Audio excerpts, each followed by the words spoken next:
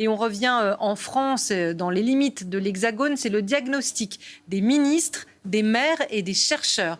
Ils étaient réunis aujourd'hui à Matignon sur la France des émeutes, de ceux qui ont cassé à ceux aujourd'hui qui réparent. On retrouve à Matignon Béatrice Gelot.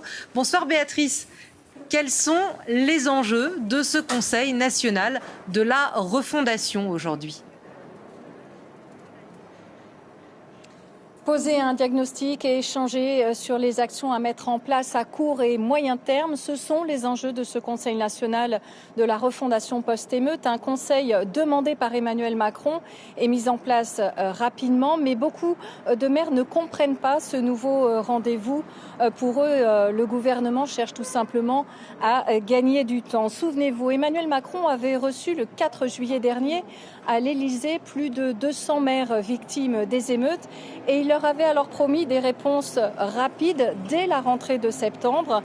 Et par exemple, pour le maire de Gennevilliers, le compte n'y est pas et il a tout simplement décidé de boycotter la réunion qui a commencé à 17h ici à Matignon. Alors, autour d'Elisabeth Borne, il y a 6 ministres, une dizaine de maires, des chercheurs. Les échanges vont durer à peu près pendant 2 heures, mais il n'y aura aucune annonce à l'issue de ce Conseil. Il faudra attendre encore un peu pour avoir des réponses. Elisabeth Borne devrait s'exprimer devant 500 maires, les 500 maires des villes les plus touchées par les émeutes à la fin du mois. Merci beaucoup Béatrice et vous intervenez évidemment quand vous le voulez. On l'aura compris, le Conseil national de la refondation planche donc sur les villes et les quartiers post-émeute. Nous l'expliquait Béatrice et on en parle avec Fabien Truon. Bonsoir monsieur. Sociologue, ancien enseignant en Seine-Saint-Denis, auteur de Jeunesse française au pluriel aux éditions La Découverte. On accueille également Patrice Leclerc. Bonsoir monsieur. Bonsoir. Vous êtes maire de Gennevilliers. On a hâte d'entendre votre témoignage. On reçoit également Jean-Christophe Couvi. Bonsoir monsieur et bienvenue. Vous êtes secrétaire national du syndicat Unité SGP Police. Et je garde le meilleur pour la fin. Notre éditorialiste politique Gilles Bornstein. Bonsoir Gilles. Bonsoir Patricia. Je vous ai agacé, je m'excuse. Pas du tout. Vous m'avez gêné. Vous avez forcément vu ce titre de Libé, thérapie collective. Est-ce que c'est une thérapie collective, ce qui se passe aujourd'hui? Est-ce que c'est aussi un titre un petit peu ironique? Bien évidemment, c'est un titre un peu ironique, comme le sont souvent les titres fort opportuns et pertinents de Libé. Je dirais que c'est une thérapie collective en l'absence d'une expression individuelle, d'une certaine manière. Parce que c'est vrai que lors des crises des banlieues, que s'est-il passé? Eh bien, le président de la République, qui nous avait habitués à avoir des idées sur tout et à réagir à chaud, alors on ne peut pas lui reprocher tout et le contraire de tout, avait dit là, vraiment, pour les explications, il va falloir prendre un peu de temps. Je voudrais analyser vraiment les choses pour livrer un diagnostic. Il nous promettait ça pour la rentrée. On est en octobre, donc la rentrée, théoriquement, c'est en septembre. Donc on attend, non pas Godot, mais on attend la parole présidentielle. On attend de savoir comment, au plus haut sommet de l'État, on a jugé cette crise, quelles en sont les causes, et quand on en saura les causes, quels sont les remèdes. Et pour l'instant, c'est vrai que ça tarde à venir. Alors, on a eu sur le moment une réponse sécuritaire, puisque le gouvernement a tout de suite dit qu'il faut une réponse judiciaire ferme. Il y a quelques jours, on a eu un plan de gendarmerie, donc une réponse policière ferme également. Mais pour ce qui est du reste, alors, la ministre des Villes, par exemple, la nouvelle secrétaire d'État chargée des villes, Madame Agresti-Roubache, avait dit faire pleuvoir des euros sur les quartiers, c'est terminé. Donc on sait que ça ne sera pas à base de grands plans coûteux. On sait ce qu'on n'aura pas, on ne sait pas encore ce qu'on aura. Et donc effectivement, toutes les initiatives en ce moment apparaissent comme des moyens de gagner un peu de temps. Patrice Leclerc, vous êtes maire de Gennevilliers, monsieur. Oui. Pourquoi n'êtes-vous pas à ce CNR?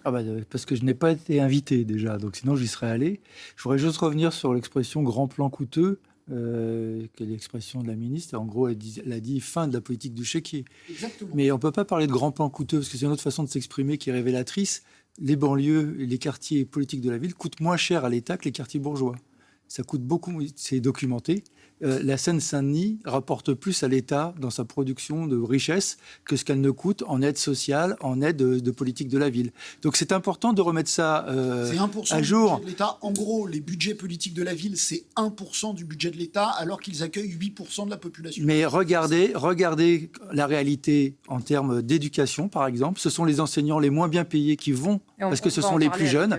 Si je prends l'exemple de ma ville, c'est dans ma ville où il manque 8 enseignants à la rentrée, alors qu'on avait promis d'avoir un enseignant devant toutes les classes. C'est l'endroit où c'est les plus jeunes, donc les moins bien payés. N'engueulez pas, c'est pas moi. Monsieur Leclerc, non, c'est parce que on a quand du vous temps. reportez Non, Monsieur l'idée Leclerc, que c'est s'il vous plaît. coûteux... Je ne reporte pas. Monsieur Leclerc, on a du temps. On Oui. va parler de ça Parce précisément. que c'est important de le dire aux Français, parce qu'il y a une idée qu'on donne trop aux quartiers populaires et pas assez à la province, par exemple. Alors que c'est les mêmes questions qui sont posées des deux côtés, et c'est documenté par l'ensemble des sociologues, tous ceux qui étudient. Mais on a un sociologue, on va lui poser la question. Vous êtes là parce que vous êtes maire et parce que vous n'êtes pas là-bas. Vous nous dites parce que vous n'avez pas été invité. C'est aussi simple si que vous ça. aviez été invité, est-ce que vous trouvez la démarche de réunir des ministres, des élus, des chercheurs pour essayer de réfléchir entre quatre murs et avancer à plusieurs pour faire un diagnostic? Est-ce que la démarche vous paraît intéressante? Oui, mais il ne faut pas qu'elle endorme, parce que cette démarche a déjà presque eu lieu. Il manquait que les chercheurs, mais avec Madame Borne, où j'étais après les émeutes. Cette démarche a eu lieu avec tous les maires, enfin beaucoup de maires, et le président de la République à la suite des émeutes. Vous vous rappelez, à l'Élysée, il y a eu cette rencontre, j'y étais aussi, où le président de la République avait annoncé des ateliers cet été et un travail de compte-rendu des ateliers en septembre. Tout ça, ça n'a pas eu lieu. Donc aujourd'hui, il se rattrape avec un CNR, mais j'espère qu'il sera utile. Ce que j'espère, c'est qu'ils ont lu tout ce qu'ont écrit les sociologues depuis, parce que les émeutes, c'est quand même pas une découverte et ça a été documenté.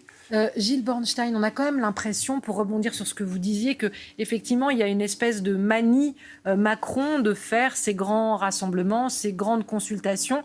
Et Monsieur le maire nous dit qu'il ne faudrait pas que ça s'endorme. Est-ce qu'on fait ça à défaut d'avoir une réponse? C'est vous souvent qui nous dites le chef de l'État, il a un problème avec la sécurité. On n'a pas de discours clair là-dessus.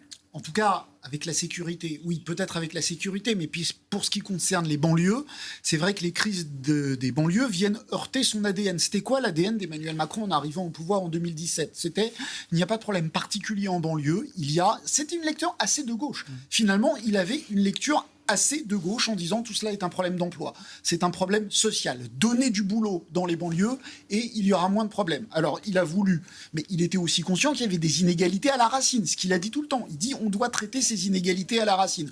D'où le doublement des classes de CP, d'où le renforcement des crédits à l'enruisant.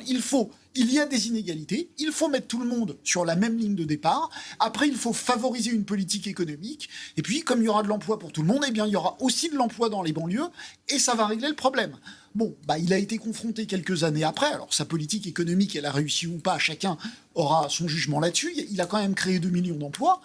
Et pour autant, il y a quand même un problème dans les banlieues. Donc, il est désarçonné vis-à-vis de ce qui arrive. Et par ailleurs, pour la deuxième partie de votre question, oui, on sent que le président de la République, sur tous les sujets, comme il voit que les outils démocratiques classiques sont lents ou ne fonctionnent pas comme il veut, il essaye d'inventer des trucs. Le CNR, la conférence citoyenne sur le climat, il n'y a pas que sur la ville. C'est vrai que dans tous les domaines, il tâtonne en essayant de trouver de nouveaux outils démocratiques. Fabien Truong, si vous étiez au CNR aujourd'hui, quelle est la mesure, monsieur, indispensable que vous porteriez pour apporter une réponse ou un début de réponse à ce que ces territoires, ces villes françaises ont connu le 27 juin dernier? Bon, déjà, il n'y a pas de baguette magique, hein, c'est pas la mesure. Donc aussi, mais est-ce qu'il y en a une? Non, il y en a plusieurs, mais ce que je veux dire aussi dans la présentation des choses, c'est aussi, on voit bien que la question des effets d'annonce, c'est aussi sans doute pour ça qu'Emmanuel Macron n'a pas parlé, parce qu'il n'était pas en mesure de dire c'est ça qu'il faut faire. L'autre chose qu'il faut bien indiquer, quand on parle d'emploi, etc., les banlieues, ce qu'on appelle les quartiers populaires, c'est aussi le symptôme de tout un tas de phénomènes. Donc c'est la question de la mixité sociale, c'est la question de l'éducation, ce sont toutes ces questions-là. Et en termes de politique publique efficace, en fait, on les connaît, parce ça a été rappelé, il y a beaucoup beaucoup de travaux en sciences sociales sur ces questions-là. C'est des choses qui ont beaucoup été étudiées. Mais par contre, et c'est, je pense, un petit peu aussi le nerf de la guerre, je dirais, médiatique, c'est que les politiques publiques qui sont efficaces sont des politiques publiques de long terme. En fait. Comme le doublement des classes de CP, qui sont censées produire des résultats quand ces CP seront... mais ça, grands. c'est très, très important. C'est-à-dire qu'en fait... Donc vous nous dites le résultat, je vais dire une palissade, mais ce qui ne marche pas aujourd'hui est le résultat de ce qu'on n'a pas fait à long terme il y a depuis 20 ans. Oui, et il y a aussi des choses qui marchent, en fait. C'est ça qu'il faut dire. Enfin, je dirais, il faut quand même être très clair. Il y a aussi de l'argent public qui a été mis. Alors, c'est aussi important de dire, il y a eu beaucoup d'argent public. Enfin, il y a beaucoup de rattrapage, hein, juste pour aller dans le sens de ce qui a été dit tout à l'heure. Par exemple, si on parle d'éducation, un étudiant à l'université, ça coûte à peu près 10 000 euros à l'État. Un étudiant en classe préparatoire, ça coûte 16 000 euros. Vous voyez, c'est des choses. Donc c'est aussi toutes ces questions-là en fait. Donc moins de classes prépa, plus d'universités. Non, mais ça c'est intéressant parce qu'au moment du rapport Borloo, Jean-Louis Borloo voulait une ENA des quartiers. Dire, voilà, quand il voulait faire son grand plan banlieue qui n'a pas été mis en place. Les jeunes des quartiers n'ont pas assez accès aux grandes écoles, il faut faire une école pour eux. Et là où Emmanuel Macron disait non, il faut se débrouiller pour qu'ils aient accès, que ça soit la méritocratie républicaine, qu'ils aient aussi accès aux grandes écoles. Ce que dit monsieur le sociologue, c'est qui coûte cher. Monsieur termine. Je termine juste sur le raisonnement sur cet exemple-là, parce qu'il est assez flagrant, il est assez clair. Il suffit de regarder en fait l'origine sociale, les CSP en fait, de qui, en fait, socialement, est un élève à l'université et qui est un élève en classe prépa, qui accueille quel type d'élèves, avec quelles difficultés, avec quelles ressources. Et on voit bien que de manière générale, mais tout ça c'est documenté dans la Cour des comptes, etc., en fait, au niveau éducatif, par exemple, l'État donne beaucoup plus à ceux qui ont déjà beaucoup, en fait. Et ça c'est une réalité. Donc, et juste pour terminer sur ces questions des effets d'annonce, et c'est la difficulté, en fait, de la mise en scène du discours politique. Là, il n'y en a pas d'annonce, pour l'instant. Ben oui, c'est justement, on est en plein dedans. C'est-à-dire qu'on sait que ce qui fonctionne et ce qui aidera, en fait, mais même sur les questions policières, hein, on va y aller. Parlera, c'est des choses... voilà, on va planter des graines aujourd'hui, on peut le faire très sérieusement, et on n'aura pas... de résultats tout de suite. Oui, et dans 3 ans, dans 4 ans, et en fait, un homme politique ou une femme politique cherche une notion du temps plus courte. Oui, et d'ailleurs, ça en dit long aussi sur, par exemple, la place des sciences sociales dans ces questions-là. C'est-à-dire qu'on a des connaissances, mais le gouvernement actuel, par exemple, sur tout ce qui est évaluation des politiques publiques, etc., est beaucoup plus dans des approches de type benchmarking, etc., où on a des approches d'évaluation à court terme des choses. Et ça, c'est assez important quand même. Alors, notre équipe s'est rendue, on va nourrir notre discussion avec des images et du reportage, s'est rendue à Montargis dans le Loiret. Les traces des violences sont encore visibles. La ville fait partie des plus touchées. Environ un tiers des quelques 300 commerces ont été impactés, des incendies, des pillages, des dégradations. Certains ne pourront pas rouvrir. C'est ce que nous racontent Mohamed Medzeraï et Christophe Hilary. Sa boutique de produits locaux, Ludovic l'avait ouverte 6 mois avant les émeutes. Aujourd'hui, ce commerçant attend toujours de pouvoir retrouver sa vie d'avant, sa vitrine et une partie de sa clientèle. On pleure, c'est pas compliqué, on pleure. Démarrer en décembre, être cassé quelques mois après, s'apercevoir que pour une plainte, il faut attendre 1 mois et demi. Donc tout s'enchaîne, les retards cumulés, refaire une vitrine qui date de 1900, il faut tout reprendre de A à Z, donc ça c'est encore des mois d'attente. Dans le centre-ville de Montargis, les cicatrices de ces nuits d'émeutes sont encore visibles. Les panneaux en bois placés par dizaines pour masquer les dégâts n'ont toujours pas été remplacés. Cette commerçante a 3 boutiques dans le centre-ville. Elle refuse d'abandonner. Bien sûr. On parle que de Montargis et c'est que du négatif. Mais il n'y a pas que du négatif. Il y a aussi des commerçants qui sont là, qui se battent et qui ont envie que la ville redevienne ce qu'elle était. Et on est là. Dans cet immeuble, il y avait une pharmacie et une chocolaterie. Voici ce qu'il en reste. Incendié lors des émeutes, le bâtiment s'est effondré sur lui-même. Depuis, le propriétaire de la chocolaterie s'est replié sur son autre point de vente, plus petit, plus ancien, à 30 km de Montargis. Les promesses des assurances des ministres, il n'y croit plus. L'État qui avait promis plein de choses, qui n'a strictement rien fait. Donc ça, je suis en colère et déçu parce que je trouve ça lamentable. J'ai eu les gilets jaunes pour commencer, qui sont tombés pour Noël. Bon, pour un chocolatier, Noël et Pâques, c'est 2 périodes vitales. Après, j'ai eu les inondations, donc toute la boutique à refaire. Et après, j'ai eu le Covid. Et maintenant, destruction totale. Faut être solide quand même. En plus des commerces, La ville de Montargis estime qu'il y a entre 5 et 10 millions d'euros de dégâts. Après les émeutes, et la discussion continue, elle est animée sur notre plateau. Après les émeutes, quelle réponse politique? Je voudrais donner la parole à Jean-Christophe Couvier, secrétaire national du syndicat Unité SGP Police, avec ce désarroi en fait des commerçants de Montargis qu'on entend dans ce reportage. Oui, moi je les comprends, parce que d'un côté il y a la parole politique et de l'autre côté il y a la réalité.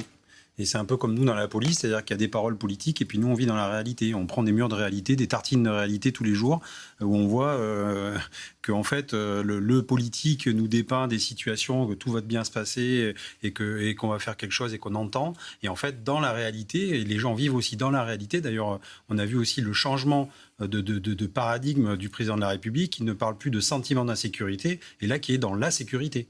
C'est-à-dire qu'il a compris, ils ont compris, là, les gouvernements ont compris qu'on n'était plus, comme disait M. Dupond-Moretti, qu'on avait un sentiment d'insécurité. Ça y est, la preuve, on crée de nouvelles brigades de gendarmerie, même si... J'allais poser la question, ça va dans le bon sens pour vous ? Ça a du sens, parce qu'on voit que quand même, oui, à mon avis, je pense qu'il y a une prise de conscience quand même en haut de l'État, où on fait un bilan d'étapes et on se dit quand même que tout ce qu'on dit nous depuis des années, on alerte le système. Aujourd'hui, on est en train de payer la note. Et alors après, encore une fois, je critique pas, mais les décisions politiques de créer des nouvelles gendarmeries... Quand vous dites on alerte le système, vous alertez en tant que syndicaliste, on a alerté. Nous, on a dit, par exemple, la suppression sous Nicolas Sarkozy de 13 000 policiers. Okay. Pour nous, c'était une aberration. On expliquait qu'on ne pourrait pas y arriver. On nous a dit, si, c'est la RGPP, c'est très bien. Derrière, il y a eu la MAP de François Hollande. Il a fallu les attentats de 2015 pour avoir un sursaut républicain et se dire qu'en fait, effectivement, on est dans le mur. Et on a remis des policiers, on a ressorti les écoles de police, etc. Donc, si vous voulez, il y a une latence qui a été faite, et ce temps-là, on l'a perdu. On a supprimé la police de proximité, etc., etc. Et donc aujourd'hui, on se réveille avec un mal de crâne et on se dit oulala, mais en fait, on n'a pas vu le temps passer. Et qu'est-ce qui se passe aujourd'hui? Et ce bilan, moi, je le trouve terrifiant. Monsieur le maire, vous êtes d'accord? Vous avez besoin, vous aussi, vous dites je manque de force de l'ordre, j'ai besoin. Si j'avais plus de policiers, plus de gendarmes... Je ne prendrais pas sous cet angle-là, parce que oui, on a besoin de plus de policiers. Est-ce que vous en manquez dans votre ville? Monsieur a raison, il y en a moins dans les commissariats. Et j'alerte d'ailleurs, je pense qu'en 2024, avec les Jeux Olympiques, ce sont les villes de banlieue qui vont se faire vider leurs commissariats pour assurer la sécurité des Jeux Olympiques. Mais je pense qu'il y a une question à voir aussi, ça vaudrait le coup de le discuter, et c'est à mon avis à la base des émeutes, il y a un problème de rapport entre la police et la population, qui est dû d'ailleurs aux mesures que vous avez dit, suppression de la police de proximité, changement des missions de la police qui interviennent de plus en plus, surarmement de la police, débat toujours sur le sécuritaire et pas sur d'autres sujets que le sécuritaire. Émeutes, ça se posait quand même, mais justement, la question de savoir, c'est si on fait une analyse d'où vient le problème des émeutes, il y a à la base... Regardez, ça aussi c'est documenté par les sociologues et plein de chercheurs. À la base, il y a une question du rapport entre la police et la population. Et qu'il y a des questions de formation. C'est pour ça que je pense aussi que c'est des mesures de transformation longue à mettre en place. Et que l'État qui utilise la police pour régler ses problèmes politiques met aussi la police en danger. C'est-à-dire quand on utilise la police que face aux gilets jaunes, quand on utilise la police face aux étudiants qui manifestent, quand on utilise la police face à ceux qui se battent pour les retraités, les policiers sont en difficulté et c'est très mauvais sur l'image que ça peut donner. Alors, vous avez le QR code sur votre écran qui s'affiche. Vous le savez, dans quelques minutes, si vous nous écoutez, vous pourrez, et même si vous nous rejoignez, vous pourrez vous poser vos questions à nos invités sur cette France post-émeute. D'un mot, Fabien Truong, alors ça ne va pas plaire aux chercheurs que vous êtes, mais d'un mot, c'est une donnée... vraiment crucial, ce rapport police-population, ce rôle, parce qu'elle a évidemment un rôle dans ce qui peut se passer maintenant pour que ça ne se reproduise plus. C'est une évidence. C'est-à-dire que ça fait plus de 30 ans qu'on a les mêmes étincelles qui conduisent au même problème.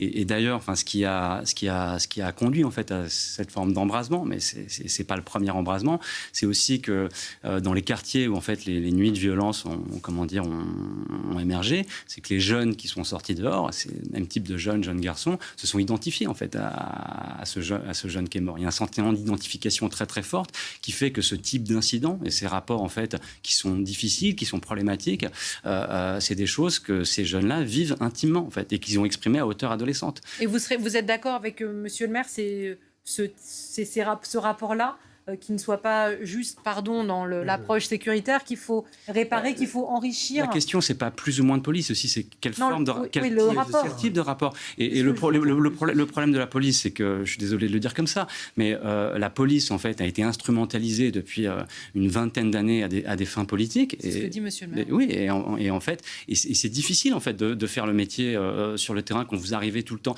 Et puis, ce qui est problématique dans les quartiers, c'est la logique de raid, en fait.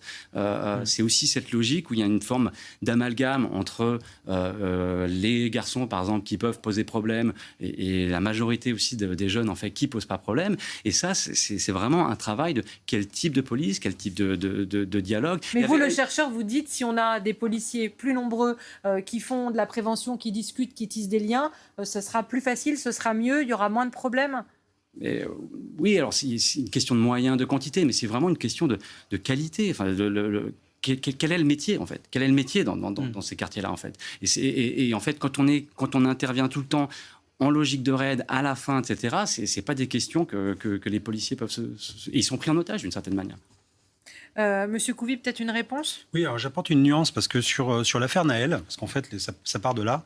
Ce qui est, vous avez lu peut-être le rapport de l'IGA, enfin l'inspection générale de l'administration, justement sur le bilan des émeutes, et c'est très important de comprendre parce que en fait il y a 8% des émeutiers qui ont été interpellés et condamnés qui sont au courant que Naël est décédé. C'est-à-dire que 92% ne prononcent pas le mot de Naël et ne savent même pas qui est Naël, en fait. C'est ça qui est quand même fou, alors qu'on nous dit que justement c'est une identification, c'est un transfert, on s'est senti nous aussi visés par ça. Ben, en fait, dans les interpellations, ben non. Ça n'apparaît pas. Par contre, ce qui apparaît, c'est effectivement des enfants entre 18 et 24 ans qui vivent chez les parents, célibataires, sans enfants, qui travaillent d'ailleurs aussi pour la plupart ou qui sont étudiants. Il n'y a que 14% de chômeurs qui ont été interpellés. Donc on ne peut pas dire non plus que c'est la misère sociale, etc. Parce qu'il y a aussi des gens qui travaillent. Et puis par contre, c'est un défouloir. C'est-à-dire qu'on se défoule contre la police, contre des mairies, tout ce qui représente l'autorité, etc. Et en même temps, c'est l'opportunisme d'aller piller, parce que les autres le font, c'est un effet de groupe. Donc on voit bien aussi qu'on essaie aussi de nous vendre un petit peu, des fois, un mal-être des banlieues, mais en fait, c'est pas toute la banlieue, c'est une partie d'un noyau qui est habitué aussi quelque part, parce qu'il y a aussi un noyau dur, à se bastonner, désolé de le dire, avec la police tous les jours. Alors, vous restez avec nous. Nos experts vous répondent. J'imagine, Myriam, qu'il y a plein de questions, que les questions se bousculent. Oui, j'étais en train même de les consulter. Bonsoir Patricia, bonsoir à tous. Vous avez entendu les experts depuis une demi-heure. C'est à votre tour. On vous répond. Posez toutes vos questions. Émeute, c'est le temps désormais des diagnostics. On vous répond en direct. Vous savez... Oh là là, nos invités jouent pas le jeu. Ils vous répondent avant même que vous ayez posé vos questions. Si vous nous rejoignez, bienvenue dans la deuxième partie du Monde de l'Oison. On vous répond ce soir. Le thème, si vous nous rejoignez, on vous le rappelle, c'est ce diagnostic sur les émeutes. Quelle solution 3 mois après les émeutes qui ont succédé à la mort du jeune Naël à Nanterre. Myriam est prête, vous aussi j'espère. Le QR code et c'est parti. Tout le monde est prêt, j'ai bien l'impression. Beaucoup de questions et aussi beaucoup de l'inquiétude de la part de nos téléspectateurs qui essaient de comprendre. À l'instant, vous écoutez sur cette demi-heure qui vient de s'écouler, Jean-Michel Masson qui vous demande quelle serait une première mesure enthousiasmante qui pourrait être envisagée pour les jeunes dans les banlieues. La suppression du contrôle systématique avec ce papier qui dit « j'ai été contrôlé une fois ». Arrêter les contrôles au faciès, je pense que c'est une des premières demandes des jeunes. Alors c'est compliqué parce que c'est un sujet, encore une fois, le contrôle d'identité, on en fait une fixation, c'est aussi encadré par la loi. Par le code de procédure pénale, on ne contrôle pas sans motif, on a des motifs bien définis. Et en même temps, le contrôle d'identité, d'avoir un récépissé, c'est pas un totem d'immunité. C'est-à-dire, c'est pas parce que j'ai été contrôlé une fois qu'on doit plus me contrôler dans la journée, ni le lendemain, ni le surlendemain, et que je peux faire des bêtises à côté, en fait. Vous voyez. Donc en fait, on peut contrôler 10 fois une personne et donner 10 récépissés. À la seule chose qu'on peut dire, c'est regardez, je souffre de harcèlement parce qu'on m'a contrôlé 10 fois dans la journée. Mais si vous êtes pris, entre guillemets, sur un contrôle parce que vous préparez un larcin 10 fois dans la journée, c'est justifié. Et là, on va arriver à des conflits avec des avocats qui vont dire mon client est victime de harcèlement, et voilà, etc. C'est du racisme. Donc s'il faut répondre à Jean-Michel, alors moi, je dirais quelle serait une première mesure enthousiasmante qui pourrait être envisagée pour les jeunes dans les banlieues ? Moi, je dirais déjà qu'il y a une confrontation de paroles entre les policiers et effectivement les jeunes, d'expliquer quelles sont nos missions, pourquoi on vient dans les banlieues, Pourquoi on vient pour interpeller des personnes? Quel est le respect de la loi, le cadre de la loi? Et essayer de renouer ce contact qu'on a perdu depuis des années. Beaucoup s'interrogent sur... Oui, bien sûr. J'aimerais bien entendre la réponse de M. Truong. Vous ne vouliez pas me dire une mesure tout à l'heure. Là, c'est Jean-Michel qui vous demande, c'est quoi la mesure enthousiasmante? Ce qui serait enthousiasmant, ouais, tellement. Mais là, en fait, on est à la rentrée, on a beaucoup parlé des vacances, etc. Et ce qui aurait été enthousiasmant, c'est que tous les jeunes des quartiers populaires puissent partir en vacances, par exemple. Parce que de ce dont on parle aussi de beaucoup de choses, du rapport à l'extérieur, du rapport aux adultes, du rapport à l'espace, etc.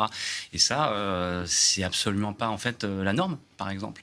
Donc, c'est... Voilà. Partir en vacances. Partir en vacances, par exemple. Alors la question de Sab qui vient d'arriver, une fois encore, vous demandez ce que l'État doit faire face aux émeutes. La responsabilité des vols et dégradations est d'abord et avant tout celle des auteurs et non celle de l'État. Je précise aussi qu'on a reçu évidemment beaucoup de questions concernant les auteurs des violences et des émeutes. Chacun en France peut réussir grâce à ses efforts personnels, nous dit-il, et avec, si besoin, le concours des multiples aides des pouvoirs publics dans tous les domaines, éducation, logement, santé, transport. On écoute ça, on a l'impression que tout va bien. D'abord, statistiquement, c'est faux que tout le monde peut réussir grâce à ses efforts personnels. Sinon, on ne parlerait pas d'inégalité sociale. Et si vous regardez, il y a reproduction sociale. Tous les écrits sur le sujet le montrent et la vie le montre. Il y a même des classements. C'est-à-dire qu'aujourd'hui, il y a même les classes moyennes qui ont progressé, qui ont eu le sentiment d'avoir l'ascenseur social, ont peur que leurs enfants vivent moins bien qu'eux. Donc, il y a quand même une question qui est posée. Après, chacun a sa responsabilité. Effectivement, quand on commet un délit, on est responsable. La question n'est pas là. La question est...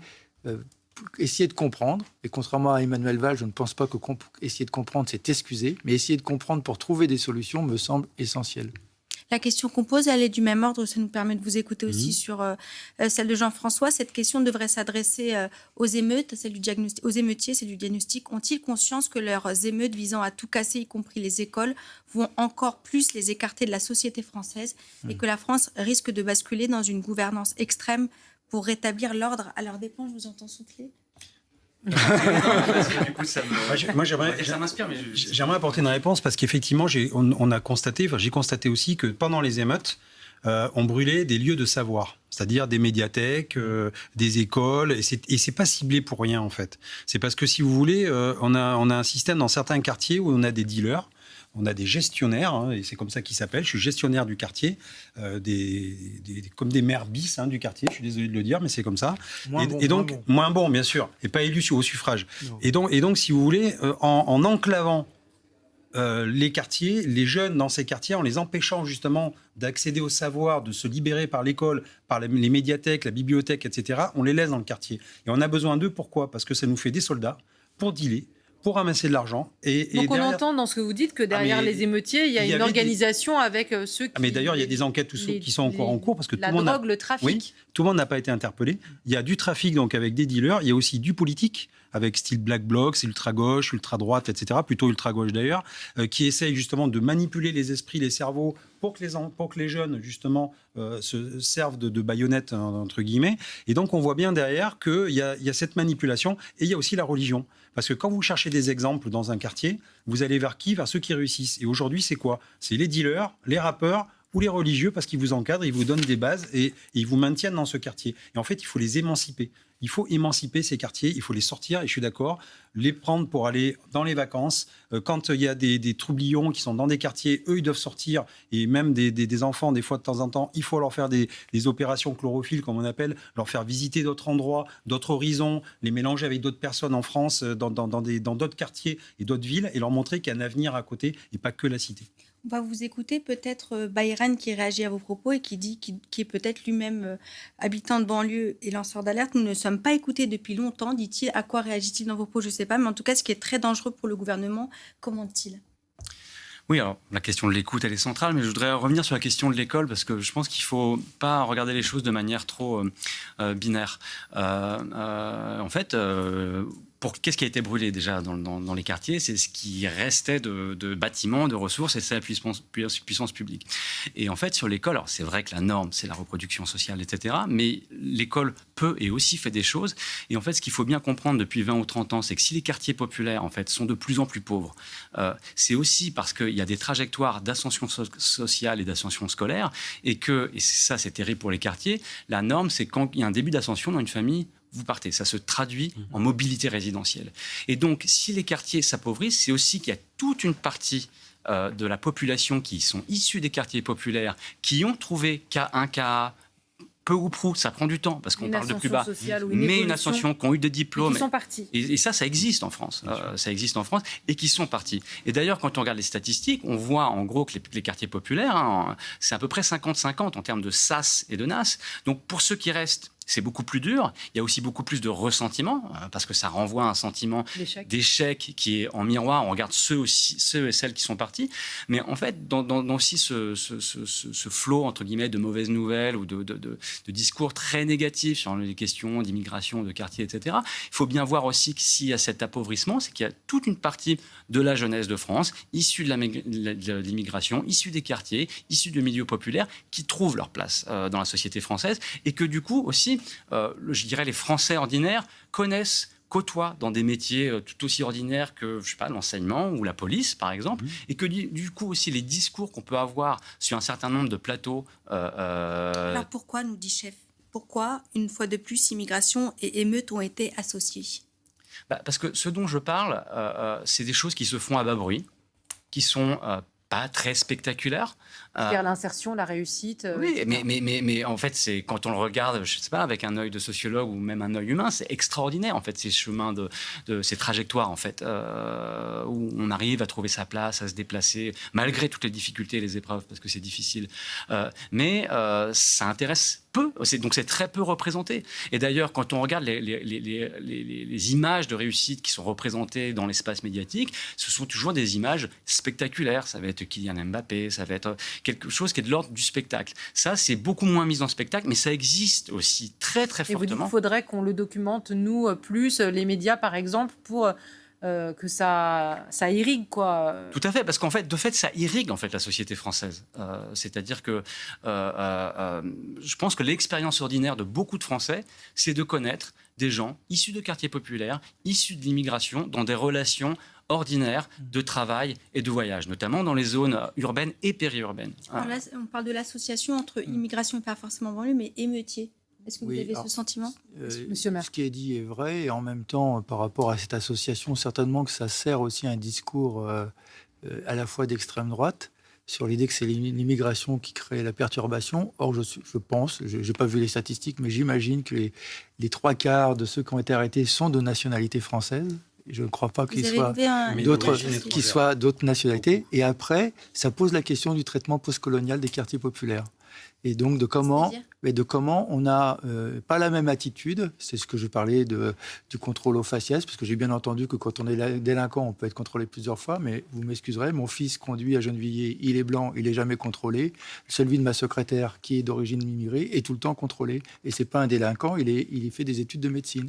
Et que ça, ce sont des éléments d'humiliation permanente et quotidienne que connaissent des jeunes racisés, qui créent aussi des difficultés et qui créent que tout le monde n'est pas dans l'émeute, effectivement, mais qu'on peut sentir l'idée qu'il y a un problème de rapport entre l'État français, parce que ce n'est pas que la police, l'État français et la capacité de réussir. Et c'est vrai aussi au niveau de l'école, si on peut donner des conseils de lecture, lisez le dernier bouquin de Sébastien Rocher, qui est un sociologue, et qui montre comment l'école et la police sont les premiers contacts de la jeunesse dans les quartiers populaires et que ça peut créer des questions. Alors Lina, on va répondre à votre question qui dit pourquoi malheureusement sur votre plateau aujourd'hui il n'y a pas des représentants des quartiers. C'est vrai aussi. Sympa. Monsieur le maire est là. Mais elle pose la question de gens racisés, certainement. Parce que moi, j'habitais Lutte pendant longtemps, qui est un quartier populaire. J'habite dans une ville populaire. Mais elle a raison, on ne fait pas assez parler les personnes... On en a reçu sur notre plateau des intervenants dans les quartiers, des gens issus de ces quartiers. Et aujourd'hui, effectivement, on s'est dit que, monsieur le maire, vous pourriez aussi porter cette parole. Alors, cette question, peut-être pour revenir ou en réaction à ce que vous disiez sur qui sont derrière les émeutiers et les organisations dans les quartiers, Maxence, qui nous a posé cette question il y a quelques minutes, tout le monde sait qui détruit quoi avec toutes ces caméras, donc pourquoi n'avoir pas anticipé ? Alors en fait, on n'a pas vu arriver les émeutes. C'est-à-dire que les renseignements territoriaux n'avaient pas fait monter de problématiques qu'il y aurait des émeutes cet été, etc. Il n'y a rien qui faisait présager que ça allait péter. Voilà, désolé. Et donc, du coup, en revanche, tous les soirs et tous les jours, moi, mes collègues vont sur des émeutes urbaines où on attaque les commissariats. J'ai en image Champigny, par exemple, où souvent le commissariat est attaqué à coups de mortier d'artifice. Donc il y a aussi une certaine habitude dans les mémoires, et il y a aussi un entraînement, il faut le dire.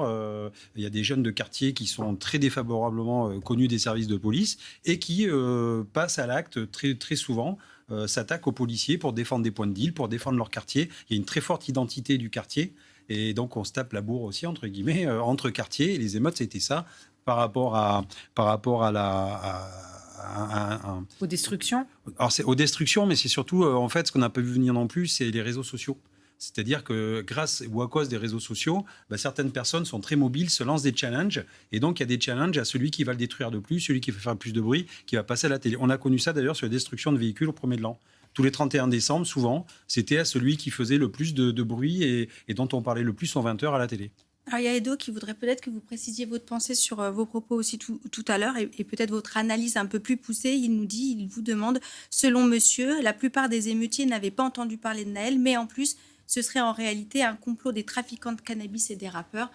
Il a réduit votre pensée. Peut-être que ça vaut le coup de... Le complot, pas pour les émeutes, parce que justement, les trafiquants ont stoppé très rapidement, en partie, justement, les émeutiers, parce que l'idée, c'est que quand on a des policiers qui viennent dans des quartiers pour ramener l'ordre, forcément, il y a aussi des points de deal. Alors, je ne dis pas qu'il y a des points de deal dans tous les quartiers, attention. Mais il y a aussi des points de deal. Et donc, forcément, il y a la présence policière et ça gêne le business. Ce sont des businessmen, hein, je suis désolé de le dire. Ils ont tout compris, au commerce. Et donc, forcément, ça gêne. Après, oui, il y a aussi l'ultra-gauche. Et ça s'est prouvé. Lisez le rapport IGA. Donc, je vous dis que vous pouvez trouver sur Internet. C'est très instructif parce qu'il y a plein d'idées reçues. Et quand on gratte un petit peu et qu'on a vraiment les vrais... j'allais dire, c'est du réel, là aussi. Hein, vous verrez que... Comment ? C'est qui l'ultra-gauche ? L'ultra-gauche, c'est les Antifa, les Black Blocs, et puis peut-être une partie de LFI aussi quand même, qui sont très politisés qui ne portent pas... J'exagère. Oui. Mais écoutez, ils ont qu'à avoir un autre discours dans les médias et la parole publique, et peut-être qu'il y aurait aussi moins de problèmes avec la police. On est en train de préparer des générations anti-flics, et moi ce qui me dérange, c'est que quand on entend toujours les mêmes slogans anti-flics, en fait, on met ça dans la tête des jeunes qui un jour seront parents, et qu'est-ce qu'ils vont dire à leurs enfants ? La même chose. De demander de nouveaux rapports entre la police et la population, c'est pas être anti-flic. Non, je veux dire que la police tue, qu'il y a un racisme systémique dans la police. Si vous regardez les statistiques, il y a plus de jeunes tués par la police que de policiers tués sur les 2 dernières années. Oui, alors je la cherche, mais ça me permet quand même qu'on réponde à cette question qui revient sur cette société qui est fracturée. Je vais vous la montrer, mais j'essaie de vous suivre en même temps. On m'a demandé si la fracture n'était pas consommée entre les jeunes et la police. Je crois que c'est un peu ce qu'on est en train de vivre là maintenant. Quel est votre sentiment ? Je vais la trouver, la question. C'est beaucoup plus... C'est contradictoire, parce qu'il y a une partie de la jeunesse qui demande la police, et puis on a besoin de la police. Enfin, moi, je ne suis pas anti-flic de ce point de vue-là. La question, c'est qu'une grande partie de la jeunesse des quartiers populaires demande de nouveaux rapports et demande à être respectée. C'est-à-dire, il y a la question du tutoiement, il y a la question du harcèlement, il y a des jeunes, c'est aussi documenté, ça, des jeunes qui ont eu des amendes alors qu'ils étaient en prison pendant le Covid. Donc, ils ont eu des amendes de présence dans l'espace public alors qu'ils étaient en prison. Donc, on s'aperçoit qu'il y a une forme d'harcèlement qui est mise en place qui ne peut pas fonctionner. Donc, il y a vraiment de nouveaux rapports à traiter. Je vais vous laisser continuer, mais Adamé, à l'instant, donc, témoigne. J'ai vécu 25 ans dans les quartiers au collège en 6e et en 5e. Je me faisais contrôler 4 à 6 fois par jour à l'âge où on ne doit pas porter une pièce d'identité sur soi. Aujourd'hui, je m'en suis sortie grâce à mes parents. Combien n'ont pas ce soutien et dérivent par énervement de cette pression policière ? C'est quelque chose que vous ne pouvez pas entendre, c'est quelque chose que vous comprenez. Non, c'est quelque chose que j'entends et je peux comprendre. Alors moi, je ne suis pas racisé, entre guillemets, c'est le terme à la mode. Alors je ne suis pas racisé, donc forcément, je n'ai peut-être pas vécu ce que les personnes ont vécu. Moi, j'ai vécu aussi dans un quartier en Périgord, à Périgueux, quartier du Toulon, où il y avait un mélange de personnes. Je côtoyais tout le monde. Aujourd'hui, ce qui est flagrant surtout, c'est que... c'est qu'en fait, on a aussi une réponse de l'administration, parce que ça fait partie aussi de nos chiffres à nous. On nous demande combien vous avez fait de contrôles, etc. Ça fait partie de notre métier. parce qu'on est contrôlé par rapport à ça. Et du coup, vous contrôlez toujours les mêmes ? Alors, on ne contrôle pas toujours les mêmes, c'est qu'en fait, on contrôle les gens qui embêtent les autres personnes. C'est-à-dire qu'il y a aussi des jeunes qui sont en bas d'immeubles, qui empêchent les personnes de rentrer, qui stagnent, qui font du bruit, qui écoutent la musique. Moi, je l'ai vécu au Plessis-Trévise. J'ai habité au Plessis-Trévise. Je savais plus comment me défaire d'une bande de jeunes qui, tous les jours, arrivaient avec de la musique à fond, du deal, des cris, on se croirait dans un... Enfin, je sais pas, je me demande si on vit en société. Et donc, à un moment donné, on ne sait pas comment faire. Et la police arrive et contrôle les gens. Oui, mais et tous les jours, on nous dit, ouais, on me contrôle. On entend ce que vous dites, monsieur, mais vous nous dites vous-même, et c'est très intéressant, qu'une partie de cette délinquance, une partie de l'isolement des quartiers sont dues à ces trafics qui s'étendent. Mais pardon si ma question est béabesque, mais est-ce que c'est parce que les habitants des quartiers ont le même physique que les dealers qui doivent être contrôlés ou réprimés comme des dealers? Parce que c'est ça qu'on vous reproche en sous-main, c'est de faire de l'association physique entre des gens issus des quartiers qui dealent et des gens issus des quartiers qui dealent pas et qui sont étudiants en médecine ou qui vont à la fac.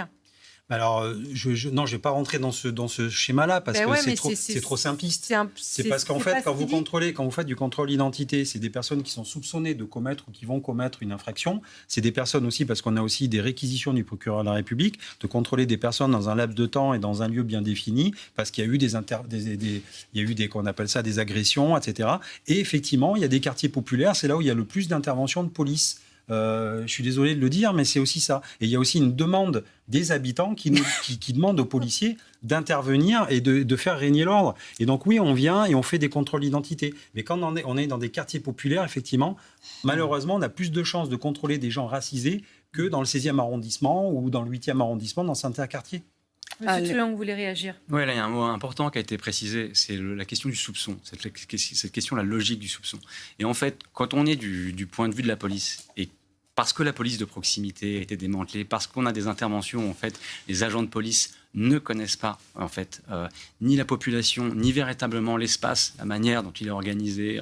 En fait, vous rentrez dans le quartier, vous soupçonnez des jeunes qui sont dans l'espace public. Et les jeunes, en fait, il n'y a pas que les jeunes il y a des jeunes qui sont dans l'espace public et qui créent des nuisances, mais en fait, l'espace public, quand vous vivez dans des appartements aussi où il n'y a pas assez de place dans l'appartement. Tout à l'heure, on parlait du Covid. Pourquoi aussi il y avait des jeunes qui étaient dehors? Les appartements qui sont trop petits pour des familles où il y a aussi trop de personnes fonctionnent aussi parce que en fait, les gens circulent. Donc, l'espace public, en fait, dans les quartiers populaires, il est très important. Il n'est pas utilisé exactement la même manière que dans des quartiers plus bourgeois, par exemple. Il y a tout ça qu'il faut arriver à en prendre en compte. Et quand des agents de police, en fait, ne connaissent pas suffisamment bien en fait, le terrain et la population, cette logique de soupçon, elle va s'abattre sur l'ensemble des jeunes. Moi, je peux en témoigner dans mes enquêtes aussi ethnographiques, c'est-à-dire que tous les garçons, et je le dis, je fais des enquêtes ethnographiques sur long terme, etc., tous les garçons de quartiers populaires que je connais et avec qui j'ai travaillé pendant des années ont ce témoignage-là et ont cette expérience-là. Et cette expérience de soupçon, quand vous êtes un adolescent, que vous construisez aussi contre les adultes, ça pèse. Et effectivement, ceux qui, entre guillemets, ne craquent pas sont ceux qui sont tenus par tout un tas d'adultes, de référents. Et j'ai même envie de dire la manière dont les adultes peuvent tenir ces jeunes est par exemple extrêmement problématique. Vous avez parfois des adultes qui sont référents, qui sont animateurs, qui sont accompagnants, mais qui se font contrôler sur la place publique. C'est assez humiliant et ça délégitime même, je veux dire, leurs paroles quand ces personnes plus âgées vont dire « calmez-vous », parce qu'en fait, on dit « mais toi aussi, tu es contrôlé ». Et ça existe. Et j'ai envie de dire, c'est pas une question personnelle, en fait. C'est pas la faute des personnes, mais c'est vraiment le type d'intervention et en fait, la politique publique qui est menée qui conduit à ces expériences intimes très, très forte. Et là où je ne serais pas tout à fait d'accord sur la question de ce qui s'est passé avec Nahel, n'oublions pas quand même qu'alors peut-être qu'un certain nombre de jeunes, parce que tout ça est multifactoriel, il ne faut pas être binaire, il y a des dimensions adolescentes, mais ces images en fait qui ont circulé. Oui, ces images, c'est-à-dire, elles ont fait écho intimement à tous les garçons de milieu populaire. C'est-à-dire... chacun a pu se dire ça aurait pu être moi, et ce qui explique certaines formes de virulence, d'immédiateté en fait, parce que c'est ça aussi, c'est l'immédiateté. Et après il y a aussi d'autres facteurs, il y a évidemment les réseaux sociaux, il y a tout. Non, c'est parce que vous allez répondre, mais je oui, donner la parole aux téléspectateurs. Il y a énormément de questions. Non, mais c'est intéressant sur l'image parce que. Alors malheureusement c'est pas un débat, c'est on vous répond, mais si on pourrait tourner autour des questions des téléspectateurs, ce serait parfait. Michel, j'habite en banlieue, Courneuve, je me fais contrôler pas par la police mais par les dealers, est-ce normal? Pour sa question. Et puis il y a une question qui revient, c'est sur le lien entre police et banlieue, mais dans l'autre sens. C'est James qui nous demande, les policiers sont-ils de mèche avec les trafiquants dans certaines villes? Les policiers, nous dit Greg du 18, discutent avec les dealers, ils les arrêtent pas, est-ce que c'est normal? Juste sur ça, moi je dirais que non, c'est pas normal que les dealers les arrêtent. Mais par contre, ça revient au rôle de la police et aux moyens donnés à la police. Il faudrait, plutôt que d'avoir des brigades qui descendent dans les quartiers et qui arrêtent quand ça se passe, investir davantage dans les inspecteurs, dans l'enquête, parce qu'il y a beaucoup d'arrestations et très peu de résultats, en fait. Alors, des fois, on dit c'est la justice qui ne suit pas, mais en fait, il y a peu de preuves. Et ce travail pour arrêter des dealers demande du temps, demande beaucoup d'investigation. C'est aussi pour ça que c'est un peu du pipeau, toutes ces brigades qui débarquent à Marseille pour régler les problèmes. On ne débarque pas pour régler le problème de deal dans le quartier comme ça. C'est des enquêtes de très longue durée. On a eu cette expérience-là à Gennevilliers. C'est important d'avoir les effectifs et le temps de l'enquête. Alors, sur les différentes questions, donc c'est sur les policiers discutent avec les dealers. Alors oui, le contrôle d'identité des dealers sur des passants, effectivement, on n'en parle jamais.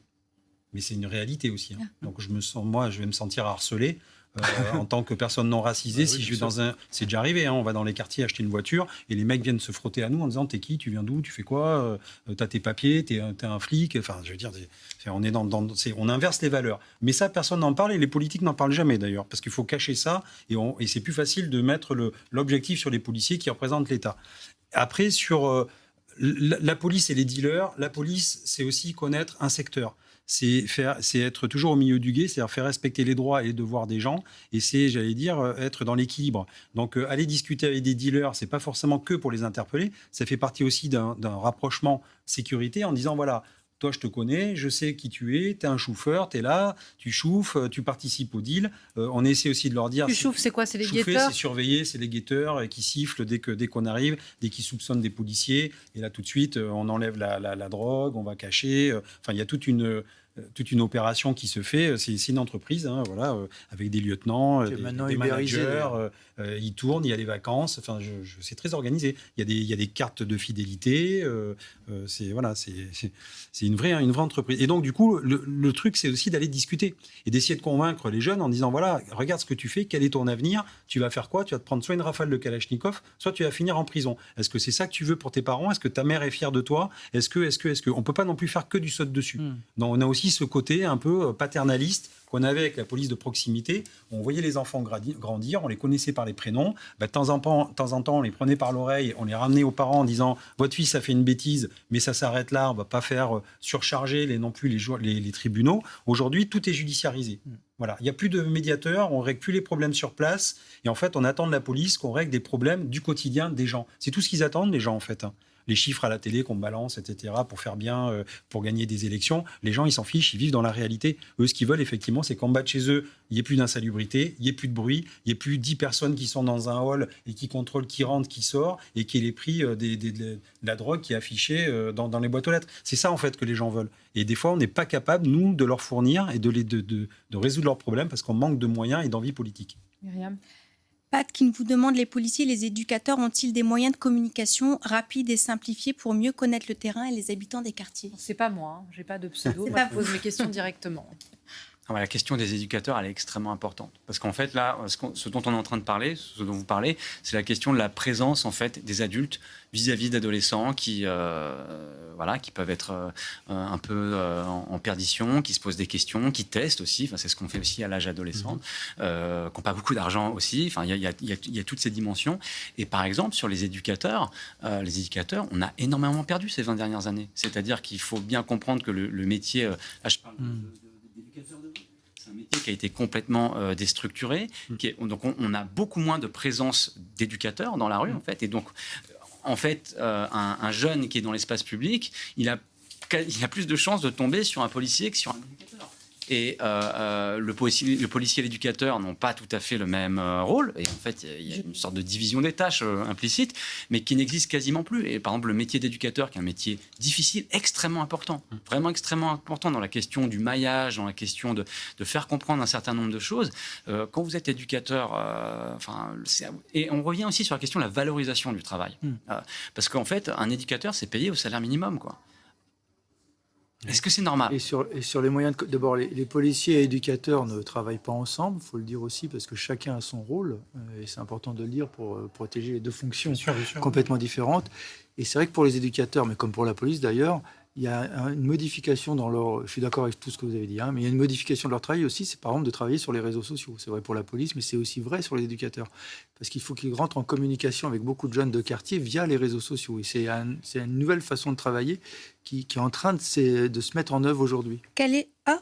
notre patte ou le même, pardon, mais ça... Il nous écoute et merci de réagir en direct grâce au Vous avez QR code sur l'écran. Oh, parfait. Pat qui vous dit, nous parlons beaucoup de l'immigration, mais les réseaux sociaux, la responsabilité des réseaux sociaux ne serait-il pas une des causes majeures de ces émeutes en relayant des événements de casse, de vol dans les magasins américains? En fait, est-ce que ça alimente une sorte de culture de la violence? On va dire oui et non. Moi, je me méfie de tout ce qui met les réseaux sociaux au premier, parce que les réseaux sociaux, c'est qu'une forme moderne de relations sociales qu'on avait avant et de formes de communication avant. Ça va plus vite. Donc ça change quand même la donne. Et puis il y a peut-être moins de distance de prise avec cette fausse réalité qui peut exister. Mais je pense qu'on aurait tort de renvoyer les réseaux sociaux compliquent la vie à tout le monde ou simplifient la vie à plein de monde. Mais on aurait tort de chercher l'origine dans les réseaux sociaux. Tous ceux qui sont sur des réseaux sociaux ne font pas des émeutes. Oui, mais je pense que c'était l'objet de la question. Ça sert quand même de... Oui, le réseau social, il sert à activer les choses, à faire de la publicité. Et en fait, on l'a vu sur ces émeutes, les cibles, souvent, c'était pas que pour manger, en fait.